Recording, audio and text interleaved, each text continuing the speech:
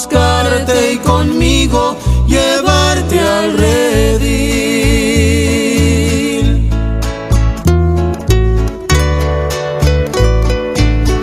Ok, hermanos, y ya seguimos en vivo con la transmisión. Lo que vamos a hacer, hermanos, para que quede bien grabado, vamos a empezar de nuevo la enseñanza para que no haya ningún contratiempo, ningún inconveniente, y que usted la pueda compartir. Entonces, el pastor Arriola ha tenido a bien, de una manera muy amable, volver a empezar la enseñanza desde el punto que la inició para que quede bien grabada. Vamos a grabarla, subirla a TuneIn Radio, a Spreaker, a YouTube, para que quede bien grabadita esta enseñanza muy importante acerca de el papel de la ley para la iglesia. Entonces, Pastor Arriola, aquí voy a estar supervisando que no se vuelva a cortar, y adelante, hermano Arriola, el tiempo es suyo. Bueno, hermanos, gracias por su paciencia. Teníamos ahí muy mala recepción, se escuchaba muy mal. Si usted está escuchando la radio en este momento, háganos saber cómo se escucha. Cambiamos también de aparatos. Avísenos cómo se oye desde casa o desde donde usted esté. Gracias, hermanos. Vamos a ir rápidamente otra vez a entender el asunto de la ley mosaica y cómo aplica para la iglesia el día de hoy. Eso es lo que vamos a ver, la ley y la iglesia, ¿verdad? O más bien dicho, la ley para la iglesia, porque la iglesia no solamente es de hoy. La ley tiene que ver con, la iglesia tiene que ver con una dispensación muy larga, ¿verdad? Y eso lleva varias generaciones, ya hasta el día de hoy, desde que inició la iglesia hasta el día de hoy.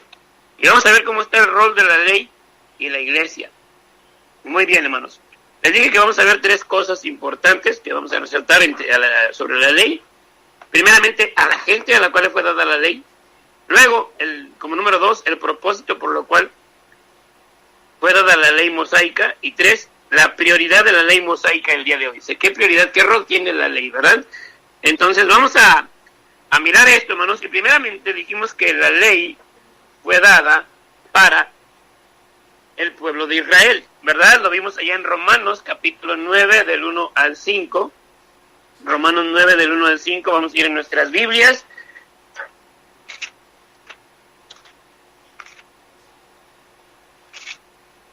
Dice la palabra del Señor de esta manera: verdad digo en Cristo y no miento, y mi conciencia me da testimonio en el Espíritu, que tengo gran tristeza y continuo dolor en mi corazón, porque deseara yo mismo ser anatema, separado de Cristo, por amor a mis hermanos, los que son mis parientes según la carne, que son israelitas, de los cuales son la adopción, la gloria, el parto, la promulgación de la ley, el culto y las promesas, de quienes son los patriarcas y de los cuales según la carne vino Cristo, el cual es Dios sobre todas las cosas, bendito por los siglos. Amén.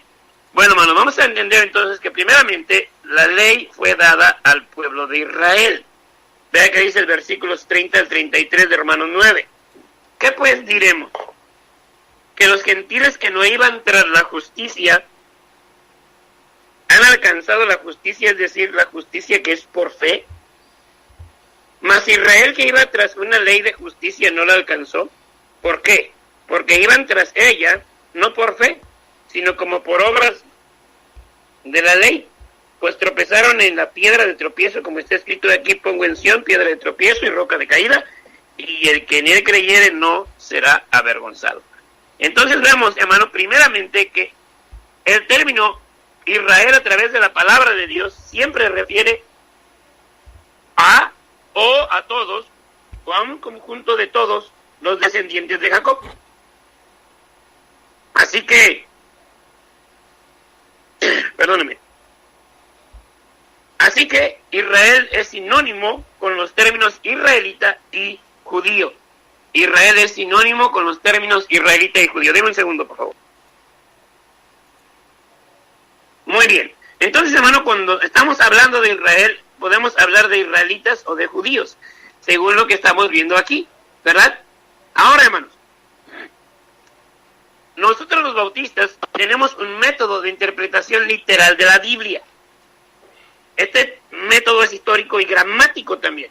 Un método literal, histórico y gramático para interpretar las Escrituras, ¿verdad? Ahora, hermano, tenemos que saber que también hay puntos en la Biblia donde hay símbolos o alegorías o parábolas dentro del contexto, ¿sí? Eso no quiere decir que la Biblia no use símbolos, alegorías o parábolas. Lo vemos dentro de la Biblia, ¿verdad? Muchas de las parábolas lo vemos en el Nuevo Testamento, especialmente en los Evangelios. Pablo llega a hacer una alegoría entre Sara y... Apaguen eso, déjenme escuchar acá, por favor, perdónenme. Vemos, hermanos, que tenemos que hacer una distinción. Pero nunca, hermanos, dentro de la Biblia está permitido en contextos alegorizar los términos Israel, israelita y judío. Nunca está permitido alegorizar Israel, israelita o judío. ¿Por qué, hermanos? Porque esto da pie a varias interpretaciones falsas y aún herejías. Hermano, hay una doctrina que se rige hoy en día, mucho de ello está dentro de los bautistas reformados, la Iglesia Católica la tiene, y el día de hoy se ha extendido, hermanos, a estas iglesias no evangélicas, podemos llamarlas, en algún tiempo fueron pentecostales o carismáticas, y una vez que vino el movimiento mesiánico, adoptaron esta doctrina del reemplazamiento de Israel. O sea que Dios puso a la iglesia para reemplazar a Israel, y dicen que la iglesia es el Israel de Dios. No es cierto, hermano. La iglesia e Israel son dos pueblos totalmente diferentes. Mientras el Israel étnico solamente está conformado por judíos. Hermano, la iglesia el día de hoy está conformada por judíos y por gentiles salvos. Es muy diferente. La iglesia no es el Israel de Dios. Cuando decimos que la iglesia es el Israel de Dios, estamos diciendo que el plan de Dios falló. Hay quienes se atreven a decir que el plan A de Dios fue Israel y como no funcionó, Dios puso la iglesia. Eso es una tremenda aberración a la palabra de Dios y a la persona de Dios. Reconocemos, hermano, que entre los israelitas había prosélitos gentiles llamados grande multitud de toda clase de gentes y de extranjeros. Aunque estos gentiles estaban presentes entre la congregación y muchas veces hasta circuncidados como mandó el Señor por medio de Moisés, disfrutando de los beneficios de Dios, no eran israelitas, seguían siendo gentiles. Estos gentiles se referían como el extranjero que habitara entre vosotros, en Éxodo 12:49. De hecho, los israelitas fueron mandados a amar a los extranjeros entre ellos y hasta proveer para ellos. Sin embargo, Dios siempre mantenía la distinción en la congregación de Israel como pueblo. La realidad y la mezcla de hebreos y algunos gentiles ha existido desde el Éxodo hasta el Egipto. Desde el Éxodo, de la salida de Egipto hasta muchos días. En raras ocasiones había gentiles que eran usados por Dios en manera excepcional para cumplir su propósito entre la congregación de Israel. Lo vemos, por ejemplo, con Rahab la ramera y Ruth la moabita. Pero esto en ninguna manera cambia el plan de Dios para el término israelita, para indicar una mezcla de gentiles y judíos. Nunca. Dios eligió llamar al pueblo de Israel, hijos de Israel, como una gente separada y distinta. Éxodo 6, del 7 al 8. Éxodo 6, del 7 al 8. Veamos cómo Dios llama al pueblo de Israel.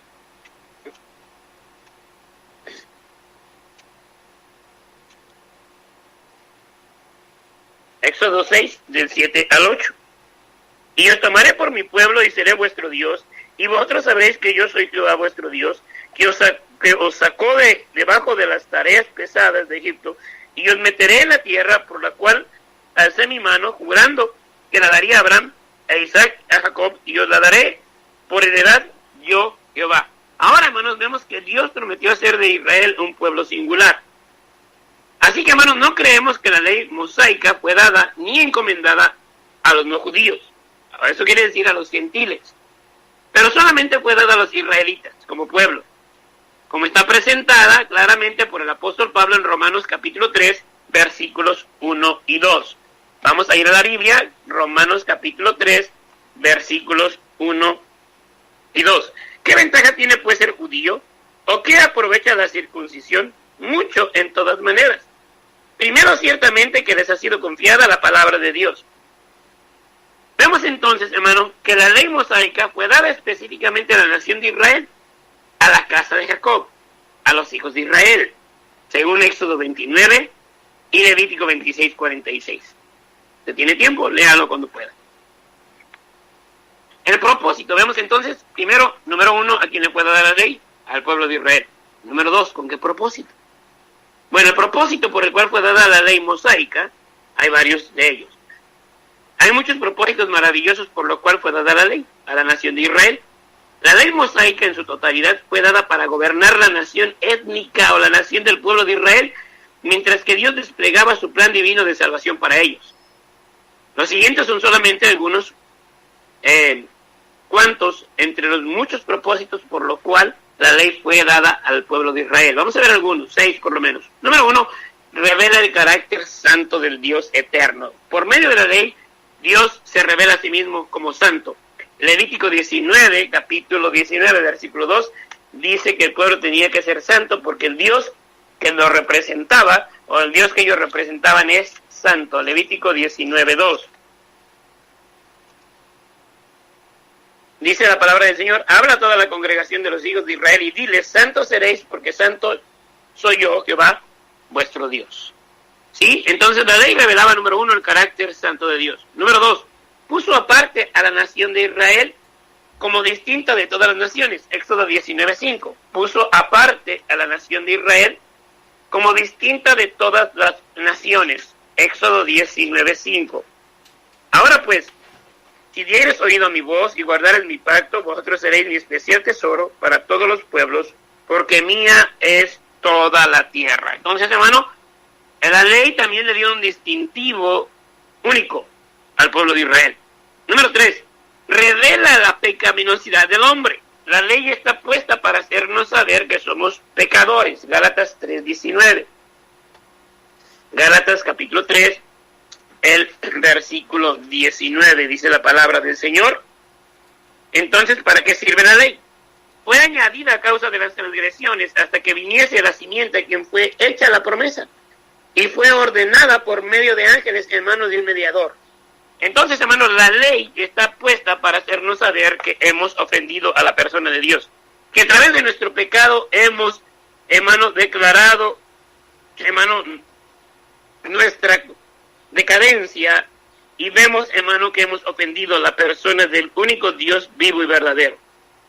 Nadie, hermano, está declarado justo ante los ojos de Dios por las obras de la ley, según lo vemos en el libro de Romanos capítulo 3. Mucho de ello se habla en el fin del capítulo, que solamente podemos alcanzar salvación por medio de la fe, nunca por medio de la ley. La ley únicamente revela la condición de pecado, nunca salva. Número 4, proporcionó una instrucción para la expiación por la fe, acerca de lo que iba a venir a través de las fiestas y de los sacrificios y las ofrendas. Hermanos, las ofrendas y los sacrificios nos hablaban de la expiación, ¿verdad? Aunque dice para el apóstol Pablo que eso era únicamente sombra de lo que había de venir. También proporcionó instrucción para la adoración en la congregación a través de las fiestas anuales, como Levítico 23. ¿Verdad? Las fiestas, hermanos, le daban una identidad como nación, ¿verdad?, para la adoración al pueblo de Israel. Las fiestas fueron dadas a Israel, eran parte de la ley. Proporcionó instrucción práctica y comprensión para la vida diaria. Instrucción práctica y comprensión para la vida diaria. Quiero leer esta vez el Deuteronomio 6:4, y no sé hasta qué versículo pueda leer. Es hasta el versículo 19, voy a leer alguna parte. Deuteronomio 6:4 en adelante. Oye Israel, Jehová nuestro Dios, Jehová uno es. Y amarás a Jehová tu Dios de todo tu corazón, de toda tu alma y con todas tus fuerzas. Y estas palabras que yo te mando hoy estarán sobre tu corazón. Y las repetirás a los hijos, y las repetirás a tus hijos y hablarás de ellas estando en su casa y andando por el camino y al acostarte y cuando te levantes. Y las atarás como una señal en tu mano y estarán como frontales en tus ojos. Y las escribirás en los postes de tu casa y en tus puertas. Cuando Jehová tu Dios te haya introducido en la tierra que juró a tus padres, Abraham, Isaac y Jacob, que te daría, en ciudades grandes y buenas que tú no edificaste, y casas llenas de todo bien que tú no llenaste, y cisternas cavadas que tú no cavaste, ni viñas y olivares que no plantaste, y luego que comas te sacies, cuídate de no olvidarte de Jehová, que te sacó de la tierra de Egipto de casa de servidumbre. Y sigue hablando, ¿verdad? Y dice el versículo 19, para que él arroje tus enemigos de delante de ti, como Jehová ha dicho. Ahora, la ley también daba una instrucción práctica y una comprensión de la vida diaria. La ley fue dada para la instrucción práctica en la adoración a Dios, ¿verdad? De cómo enseñar a nuestros hijos, de lo que habíamos de separarnos, de la alta y única estima que debería tener Dios por encima de todas las cosas. Para eso fue dada la ley, para instruir en la práctica la comprensión de las cosas de la vida diaria. Son por lo menos 6 propósitos de la ley. Hay muchos más, pero nosotros solo enumeramos estos. Por lo tanto, mis hermanos, la ley mosaica nunca tuvo la intención de ser la ley gobernante universal para todas las personas dentro de todo el mundo, para todos los tiempos. Escúchame. La ley de Moisés nunca tuvo la intención de ser la ley gobernante universal para todas las personas, para todos los tiempos. Israel era una teocracia. La ley de Moisés fue dada para gobernar la nación de Israel. Esta nación pecaminosa fue elegida por Dios para desarrollar su maravilloso programa y plan de salvación para el mundo entero. Juan capítulo 4, versículo 22 dice que la salvación viene de los judíos. La ley de Moisés puso aparte a los hijos de Israel como una nación étnica distinta. La distinción, ¿quién era su distintivo? Dios. ¿Qué distintivo Dios le puso a este pueblo? Su ley. La ley de Moisés puso aparte a los hijos de Israel, como ya lo vimos. Extranjeros que elegían habitar entre ellos eran sujetos a la ley de Moisés, según Levítico capítulo 24. La ley mosaica nunca fue un plan de cafetería, aquí nos quedamos así un ratito, para que la comunidad judía simplemente eligiera y seleccionara aquello que podía ofrecer.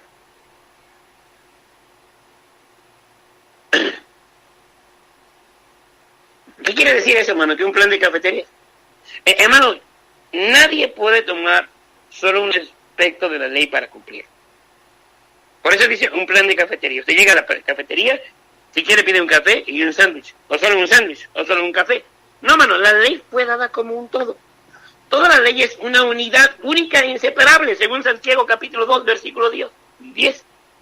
Toda la ley es única e inseparable, una unidad única e inseparable. Santiago 2:10. Acompáñenme en su Biblia.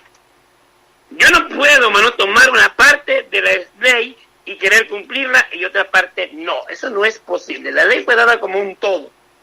Santiago 2:10. Porque cualquiera que guardare toda la ley, pero ofendiera en un punto, se hace culpable de todo. Hermano, yo no puedo decir hoy que la ley ya no tiene poder para algunas cosas y para otras sí. Yo no puedo decir que puedo guardar el día de reposo, pero ya soy salvo en Cristo. Eso no es posible. Yo no puedo decir que soy un hijo de Dios a través de la sangre de Jesucristo, pero que voy a decidir guardar el día de reposo. ¿Cuál día de reposo? ¿Cómo lo voy a guardar? ¿Bajo qué pueblo? ¿Para quién? Son preguntas que el mismo contexto me lleva a realizarme en mi mente y que dentro de la dispensación actual no tienen respuesta sólida, ni bíblica, ni mucho menos teológica. Hermano, yo no puedo decidir que voy a dejar de comer carne de puerco y guardar las fiestas judías sin ningún propósito. Es algo aberrante, es algo antibíblico, es algo antidispensacional. Wow. Cada una de las leyes se aplica como la ley que gobierna a Israel. Esto fue claramente entendido por el Israel de Dios y también por el Israel étnico como pueblo. Y a menudo el castigo por violar ciertas leyes era muerte física. La ley es un cuerpo individual, ¿verdad? Como un todo. Ninguna parte de ella puede ser separada de los demás. Ni puede obedecer algunas partes e ignorar otras porciones por decisión propia. A propósito, Santiago 2:10 dice que es un todo. Y vamos a ver qué dice Gálatas 3:10. Y mire, hermano, está hablando al apóstol Pablo, uno es Santiago y el otro es el apóstol Pablo, quien tuvo que atender muchas cosas de estas. Gálatas capítulo 3, versículo 10.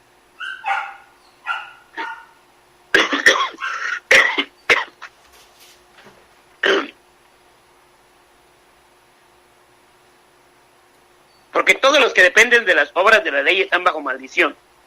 Pues escrito está, maldito todo aquel que no permaneciere en todas las cosas escritas en el libro de la ley para hacerlas. Hermano, cualquiera que decide ponerse bajo el yugo de la ley, siendo hijo de Dios el día de hoy a través de Jesucristo, otra vez se lleva un yugo de servidumbre.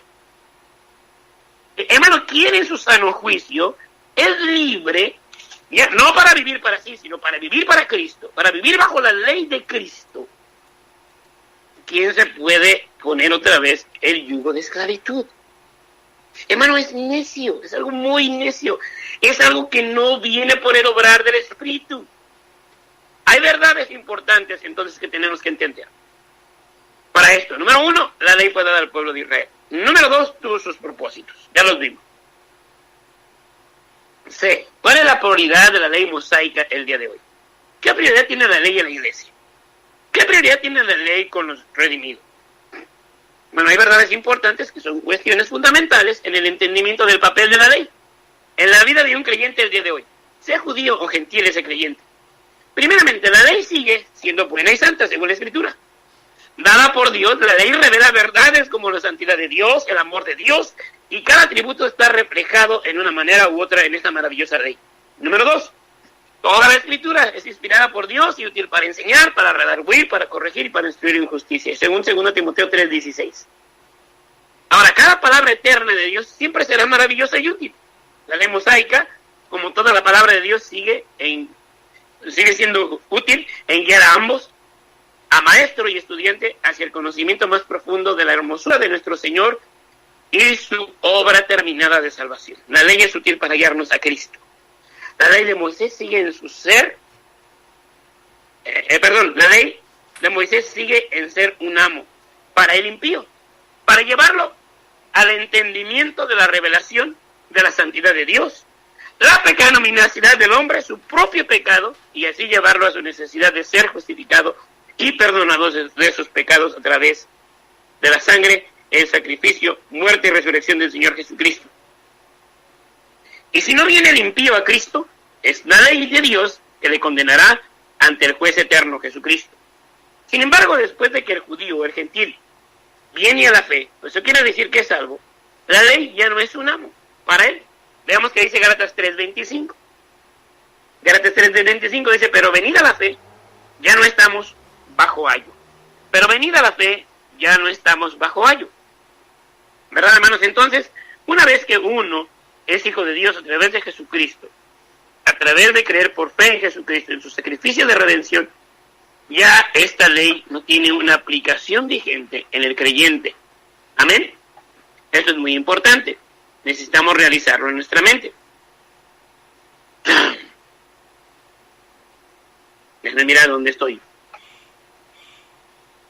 Ok, hay una ley distinta, hermanos, entre el papel de la ley, como fue dada a Israel, y el papel de la ley para creyentes el día de hoy. Jesús dijo en Juan 1:17, pues la ley por medio de Moisés fue dada, pero la gracia y la verdad vinieron por medio de Jesucristo. Obviamente, gracia y verdad eran presentes antes de la fundación del mundo, igual como Cristo, pero Dios ha elegido gobernar,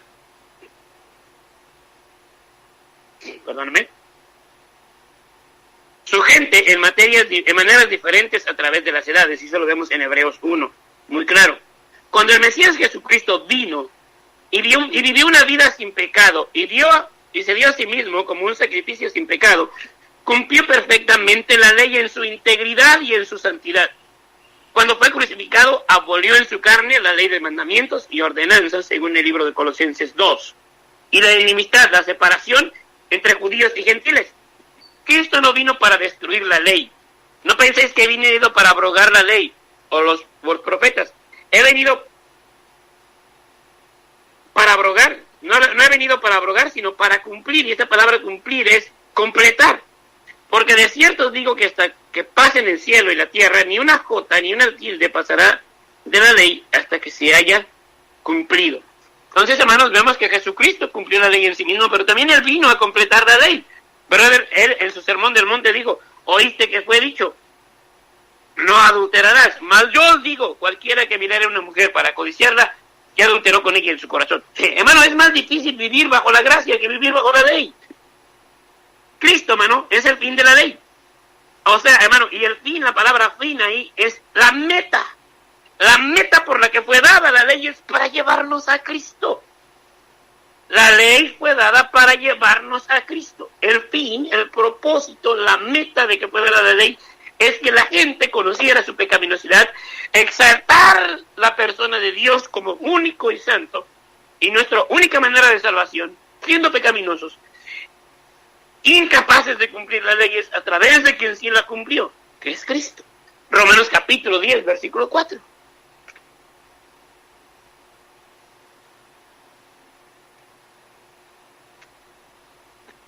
Romanos 10, 4. Veamos qué dice la Escritura, mis hermanos. Porque el fin de la ley es Cristo, para justicia a todo aquel que cree.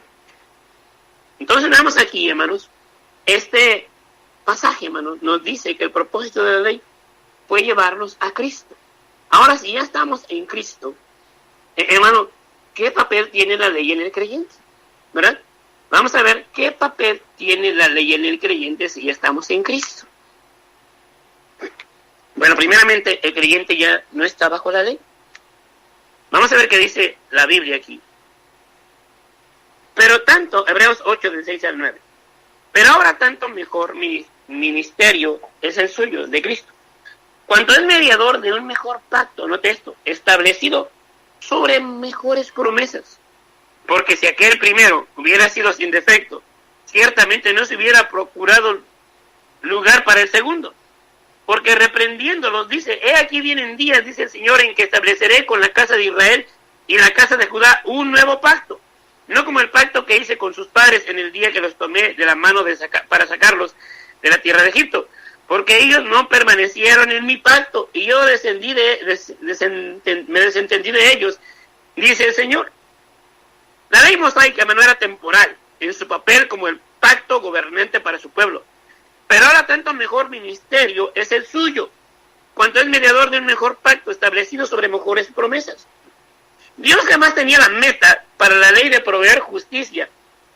Cristo llevaba el fin de la ley mosaica como la ley gobernante para todos los creyentes, judíos y gentiles, en proveer justicia a través del nuevo pacto y dando santificación para todos los creyentes gobernados por la ley de Cristo. Gálatas 7, del 18 al 19. Perdón, Hebreos 7, del 18 al 19.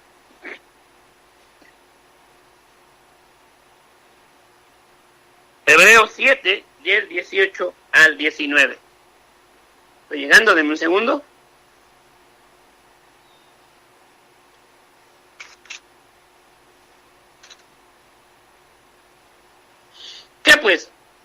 ¿Queda pues abrogado el mandamiento anterior a causa de su debilidad e ineficacia? Perdón, no es pregunta. ¿Queda pues abrogado el mandamiento anterior a causa de su debilidad e ineficacia? Pues para nada perfeccionó la ley, y de la introducción de una mejor esperanza por la cual nos acercamos a Dios. Hermano, la manera de acercarnos a Dios es a través de Cristo. Entonces, hermano, si yo decido que no voy a comer cierto tipo de alimentos para agradar a Dios, de nada me sirve. Si yo decido que yo voy a guardar el sábado como día de reposo, de nada me sirve. Hermano, esto es obrar en carne. Hermano, el día de hoy será lo que estaré hablando la próxima vez, de la ley del Espíritu. Hermano, la ley del Espíritu obra en el creyente para buenas obras. Hermano, lo que yo ahora hago, no lo hago para agradar a Dios para salvación. Lo que yo hago ahora, obedeciendo a la ley del Espíritu, es para manifestar que soy hijo de Dios. Y para agradar a Dios en mi vida. Pero hermano, son obras del Espíritu, no obras de la carne. Hermano, ahorita vamos a ver un poquito en la conclusión. Pero es muy importante entender esto, hermanos. Dios jamás tenía la meta para la ley de proveer justicia. Cristo llevaba el fin de la ley mosaica como la ley gobernante para todos los creyentes, judío y gentil, en proveer justicia a través del nuevo pacto y dando santificación para todos los creyentes gobernados por la ley de Cristo.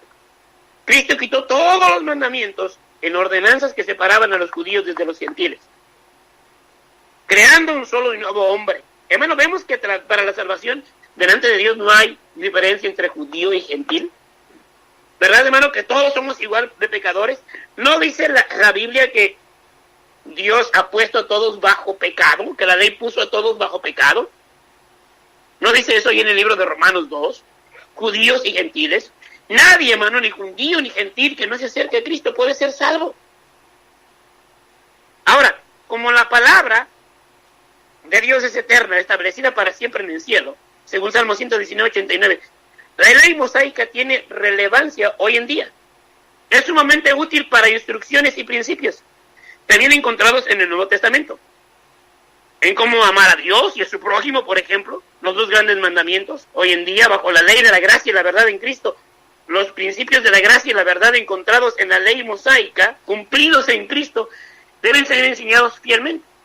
Tenemos que amar a Dios sobre todas las cosas y a nuestro prójimo como a nosotros mismos. Sin embargo, para enseñar que cristianos, judíos o gentiles, o sea, un judío que ha sido salvo, un gentil que ha sido salvo, está todavía gobernado bajo la ley de Moisés, como era la situación de Cristo, ya no es correcto. Porque además nos hemos sido llamados a libertad. Otro de los puntos de esta enseñanza.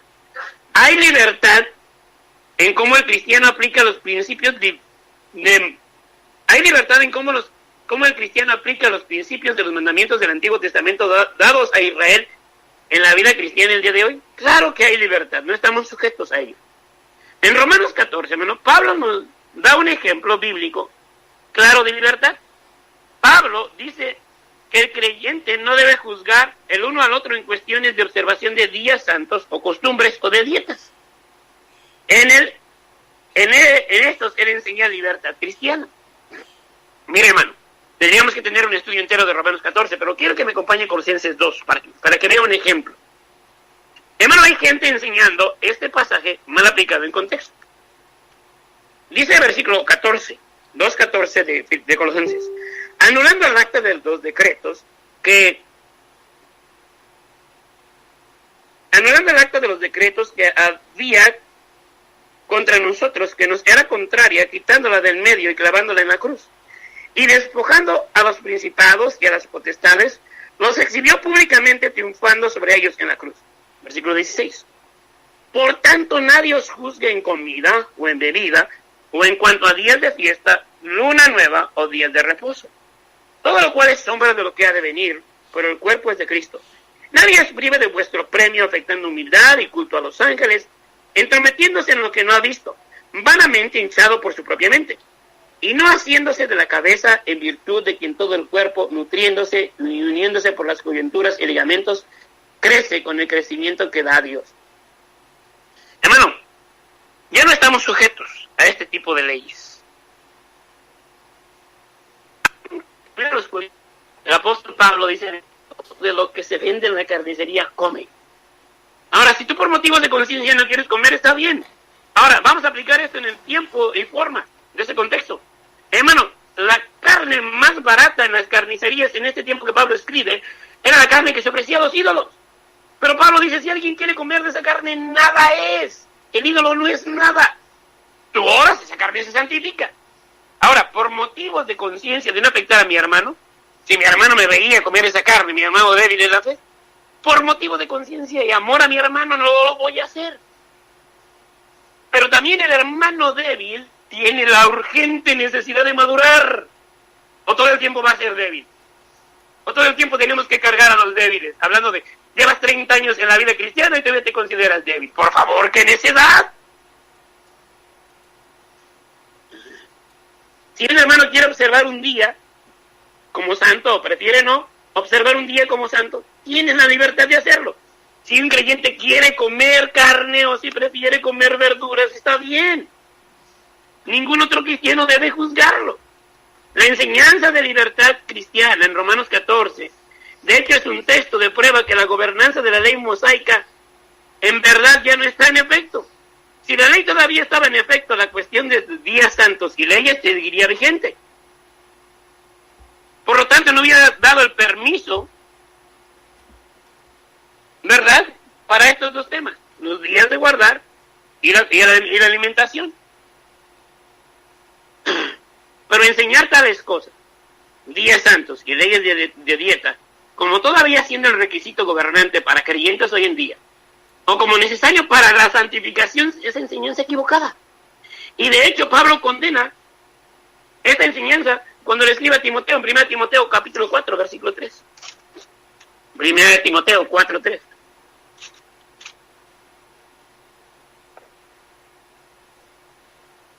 prohibirán casarse y mandarán abstenerse de alimentos que Dios creó para que con acción de gracias participasen de ellos los creyentes y los que han conocido la verdad. Ahora, hermano, ¿qué pasa si hay algún hermano que dice, pastor, yo por dieta soy vegetariano? Debemos amar a ese hermano, ¿verdad? Hermano, yo recientemente estuve en la ciudad de Saltillo y, hermano, algo que pasa en la ciudad de Saltillo es que ¿cómo comen carne? Si usted va a Monterrey es lo mismo, ¿verdad? La carne asada es parte de su dieta. Pero si usted viene a Yucatán, lo más que se come es puerco. No puedo juzgar a los hermanos del norte porque comen solo carne, o porque gustan mucho de carne asada, pero tampoco puedo juzgar a los hermanos yucatecos porque su comida es la carne de puerco. La base de su dieta es el puerco. Si usted va a Cuba, la carne básica, más accesible, bueno, que ya no es tan básica porque está carísima, es el puerco. Es increíble, ¿verdad? Hermano, cristianos queriendo poner yugos que Dios no puso sobre gente que no necesita llevar. Hermano, comer o no comer carne de puerco no te hace más santo. No comer carne y solo comer verduras no te hace más santo. A propósito, guardar el día de reposo, ¿cómo? ¿Dejan de manejar sus carros? Hermano, ¿no prenden fuegos? Hermano, por favor. Hermano, es algo inaccesible el día de hoy, es lo que quiero decir. Entonces terminamos, hermano. Para nosotros los bautistas creemos que la identidad, dos temas, que la identidad de Israel y el papel de la ley mosaica el día de hoy son de extrema importancia, sí lo creemos. Hay que ser muy claros en los parámetros teológicos bien determinados. Permítame listar algunos de esos parámetros. Los bautistas fundamentales creemos en un acercamiento literal, histórico y gramático de las Escrituras. Esto incluye Israel. Los israelitas son los descendientes del pueblo de Jacob. También se hace referencia a cómo los judíos creyentes son un subconjunto de Israel, aquellos judíos que han creído en Jesucristo como el Mesías. Y la Biblia en algunos momentos se llama el Israel de Dios. Judíos no creyentes también pueden hacerse referencia como a un subconjunto, judíos creyentes y no creyentes. También nosotros creemos en un acercamiento dispensacional y en hermenéutica. No aceptamos la teología del pacto o del reemplazamiento de Israel. Nosotros nos aferramos a la posición de que la iglesia, el misterio de judíos y gentiles en un cuerpo, no existía en el Antiguo Testamento. Creemos que fue dado, bueno, aquí voy a ser un poquito amplio, algunos creen que comenzó en Hechos 2, y otros tenemos la posición que la iglesia comenzó el día de la resurrección de Cristo en Juan capítulo 20. Algunos creemos que fue el día de su resurrección en Juan capítulo 20, otros creen que fue en Hechos 2 y no voy a hacer una pleito por eso. Creemos que Cristo inauguró el nuevo pacto y lo ratificó al derramar su sangre de su muerte. Aunque el cumplimiento último del pacto todavía está en el futuro con la salvación del remanente de la nación judía. Dios todavía trabaja con Israel y en el futuro durante la tribulación tendrá un trato en especial con ellos para salvación. Creemos que judíos y gentiles son salvos el día de hoy a través del nuevo pacto de Jesucristo y están disfrutando de sus beneficios espirituales. Creemos que el nuevo creyente o el renacido está justificado por la gracia mediante la fe en el nuevo pacto y se gobierna por la ley de Cristo, no por la ley de Moisés. Por lo tanto, concluimos que nuestro ministerio de alcanzar judíos y gentiles, cada campo tiene sus retos y culturales y oportunidades únicos. Algunos son más difíciles que otros. Ciertamente cada campo requiere sabiduría, ajustes y métodos únicos para poder provocar a celos efectivamente y dar la verdad a ambos, a judíos y gentiles. Verán, hermano, tenemos un reto el día de hoy, llevar el evangelio. El mandamiento de la iglesia fue llenar el mundo con el evangelio, no estar pensando en qué días y qué otros días no. En estos retos culturales y religiosos, hermano, vemos involucrados en vivir en un país y esparcir el evangelio. Nunca debe dictar nuestra teología. Vivir en un país diferente nunca debe cambiar nuestra teología. No tenemos que cambiar nuestra identidad de gentiles a israelitas, por ejemplo. Si usted es un gentil y va a vivir en Israel, no tiene que cambiar su identidad, ¿verdad? Usted sigue siendo un gentil. Nuestra teología, ¿verdad?, restablecer la ley de Moisés para gobernar creyentes en Cristo, o sea, tenemos una nueva ley, ni los métodos de interpretar, no necesitamos, hermano, restablecer la ley de Moisés para gobernar a los creyentes en Cristo. No, hermano, los creyentes en Cristo no estamos basados en la ley de Moisés, estamos basados en la ley de Cristo. Ni de los métodos de interpretar las Escrituras, de literal alegórico, para alcanzar gente judía o gentiles con el Evangelio. No creemos, hermano, que debemos hacernos idénticos a ellos, porque la ley nos salva. Hermano, no. Si alguien quiere dejarse crecer la barba por identidad, está bien. Si alguien quiere decir, yo no como esto por situación personal, está bien. Pero yo decir que yo voy a guardar la ley para ganar a judíos, está equivocado. Está rompiendo, hermano, la teología de Dios, o sea, la teología bíblica, está quebrantando el nuevo pacto en Cristo. Y, hermano, ojo, echa abajo la doctrina de la gracia. Hermano, echa abajo la doctrina de la gracia, hermano. Eso es muy importante. O eres salvo por la fe, o eres salvo por las obras. Siempre será el poder del Evangelio, hermano, junto con un testimonio de vida santo y un amor ferviente hacia Dios que provocará a ambos, a judíos y a gentiles, a celos. Y es el Espíritu de Dios, su palabra, la que traerá la santificación para todo creyente. Amén, hermanos. Siempre el poder está en el Evangelio, no en nuestros métodos. No en nuestros métodos. Es muy increíble, hermano, que las mismas personas que juzgan los métodos que algunos fundamentales usan para alcanzar almas, están aplicando esa misma manera de vida para provocar a otros a creer en Cristo. Y está equivocado. Ambos lugares están equivocados. Sí, hermanos. También, hermanos, concluimos que el obrar en el creyente el día de hoy es a través del Espíritu de Dios. La ley de Moisés no provoca el obrar en el Espíritu. Siempre será la ley de Cristo la que nos lleve a obrar en el Espíritu. Amén, hermanos. Hermano, el creyente es llamado a buenas obras, según Efesios capítulo 1, capítulo 2, el versículo 10. Y estas obras siempre son producidas por medio del Espíritu de Dios. Nunca se producen por la carne. Amén, hermanos. Entonces, mis hermanos, nosotros no somos llamados a eso. Nos fuimos electos para esto. Estaremos teniendo otras enseñanzas al respecto. Y vuelvo a reiterar, hermano, esto no es un ataque hacia nadie. Es simplemente exponer las verdades de Dios, como la palabra de Dios lo dice, para el pueblo, para que el pueblo de Dios sea edificado y dirigido en la verdad de la palabra del Señor. Que el Señor les bendiga, mis amados hermanos, y tengan un excelente día. Amén, varón. Vamos a cortar para poder editar y subir el video. No sé si tengas un saludo que enviar antes de despedir. Mis hermanos, que el Señor les bendiga, tengan un excelente día y la gracia de Dios sea sobre sus vidas. Gracias, hermano Hugo. Amén, varón. Dios te bendiga. Quedamos así con el hermano arriba de hermanos. Vamos rápidamente a guardar este video y editarlo. Y que el Señor les bendiga.